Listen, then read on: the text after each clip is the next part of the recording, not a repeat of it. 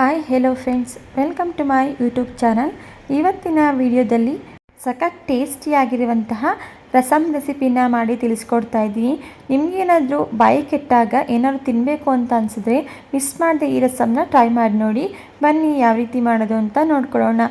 ಮೊದಲು ನಾನಿಲ್ಲಿ ಒಂದು ಚಿಕ್ಕ ಮಿಕ್ಸರ್ ಜಾರ್ಗೆ 1 ಸ್ಪೂನ್ ಆಗೋಷ್ಟು ಕಾಳು ಮೆಣಸು ಹಾಗೆ 1 ಸ್ಪೂನ್ ಆಗುವಷ್ಟು ಜೀರಿಗೆನ ಸೇರಿಸಿ ಈ ರೀತಿ ಇದನ್ನು ಪೌಡರ್ ಮಾಡ್ಕೊಳ್ತಾ ಇದ್ದೀನಿ. ಸ್ವಲ್ಪ ಕ್ರಾಸ್ ಆಗಿದ್ದರೂ ಪರವಾಗಿಲ್ಲ. ನಂತರ ಇದಕ್ಕೆ 2 ಗೆಡ್ಡೆಯಷ್ಟು ಬೆಳ್ಳುಳ್ಳಿನ ಸೇರಿಸ್ಕೊಂಡು ಇದನ್ನು ಸಹ ಕ್ರಾಸ್ ಆಗಿ ಗ್ರೈಂಡ್ ಮಾಡ್ಕೊಳ್ತಾ ಇದ್ದೀನಿ.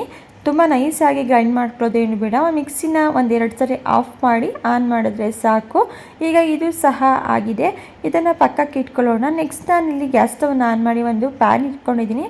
ಪ್ಯಾನ್ ಬಿಸಿ ಆಗಿದ ನಂತರ 1 ಟೇಬಲ್ ಸ್ಪೂನ್ ಆಗೋಷ್ಟು ಎಣ್ಣೆನ ಸೇರಿಸ್ಕೊಳ್ತಾ ಇದ್ದೀನಿ. ಎಣ್ಣೆ ಬಿಸಿಯಾಗಿದ ನಂತರ ಸ್ವಲ್ಪ ಕರಿಬೇವಿನ ಸೊಪ್ಪು ಹಾಗೆ ನಾವು ಮಿಕ್ಸರ್ ಜಾರ್ನಲ್ಲಿ ಗ್ರೈಂಡ್ ಮಾಡಿ ಇಟ್ಕೊಂಡಿರುವಂತಹ ರಸಮ್ ಪೇಸ್ಟ್ನ ಸೇರಿಸ್ಕೊಂಡು ಮೀಡಿಯಮ್ ಫ್ಲೇಮಲ್ಲಿ ಇಟ್ಟು ಹಸಿ ಸ್ಮೆಲ್ ಹೋಗೋವರೆಗೂ ಇದನ್ನು ಫ್ರೈ ಮಾಡ್ಕೊಳ್ಳೋಣ.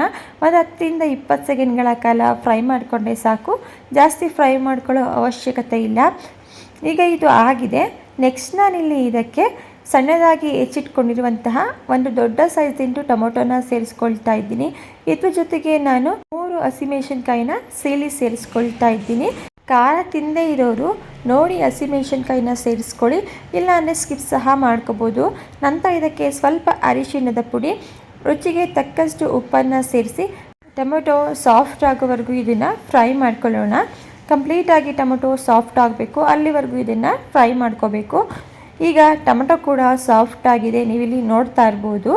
ನಾನಿಲ್ಲಿ ಒಂದು ನಿಂಬೆಹಣ್ಣಿನ ಗಾತ್ರದಷ್ಟು ಹುಣಸೆ ಹಣ್ಣನ್ನು ನೀರಲ್ಲಿ ಸೇರಿಸಿ ಅದನ್ನು ನೆನೆಸಿ ರಸನ ರೆಡಿ ಮಾಡ್ಕೊಂಡಿದ್ದೆ.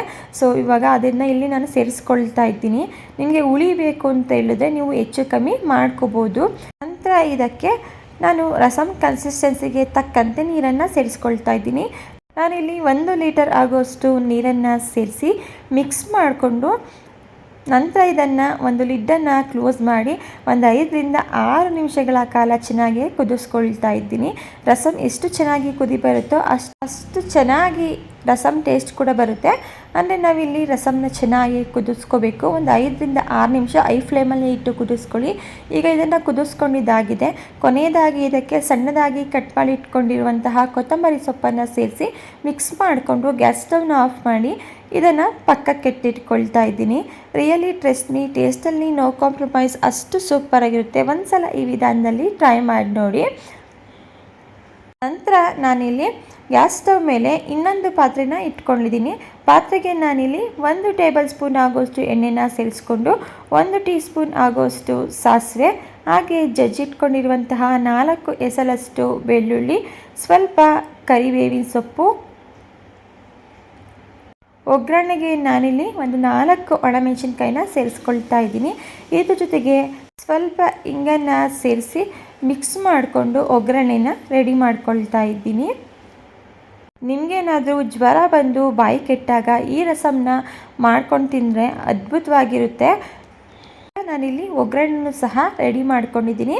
ಈಗ ಗ್ಯಾಸ್ ಸ್ಟವ್ನ ಆಫ್ ಮಾಡಿಕೊಂಡು ನಾವು ಮೊದಲೇ ರೆಡಿ ಮಾಡಿ ಇಟ್ಕೊಂಡಿರುವಂತಹ ರಸಮ್ನ ಸೇರಿಸಿ ಮಿಕ್ಸ್ ಮಾಡಿಕೊಂಡ್ರೆ ಸಖತ್ ಟೇಸ್ಟಿ ಮತ್ತು ಸೂಪರ್ ಆಗಿರುವಂತಹ ರಸಮ್ ರೆಡಿ ಆಯಿತು.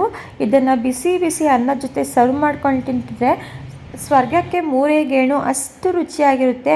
ಒಂದ್ಸಲ ಈ ರಸಮ್ನ ಟ್ರೈ ಮಾಡಿ ಹಾಗೆ ಹೇಗೆ ಬಂತು ಅಂತ ಹೇಳಿ ಕಮೆಂಟ್ ಮಾಡಿ. ಇವತ್ತಿನ ರಸಮ್ ರೆಸಿಪಿ ವಿಡಿಯೋ ನಿಮಗೆ ಇಷ್ಟ ಆಗಿದ್ದರೆ ಇದೇ ರೀತಿ ಸಿಂಪಲ್ ಹಾಗೂ ಟೇಸ್ಟಿ ರೆಸಿಪಿಗಳು ನಿಮಗೆ ಬೇಕು ಅಂದರೆ ನೀವು ಮಾಡಬೇಕಾಗಿರೋದು ಇಷ್ಟೇ, ಚಾನಲ್ನ ಸಬ್ಸ್ಕ್ರೈಬ್ ಮಾಡಿಕೊಂಡು ಚಾನಲ್ಗೆ ಸಪೋರ್ಟ್ ಮಾಡಿ. Thank you for watching. ಮತ್ತೊಂದು ಹೊಸ ರೆಸಿಪಿಯೊಂದಿಗೆ ಮರಳಿ ಸಿಗೋಣ.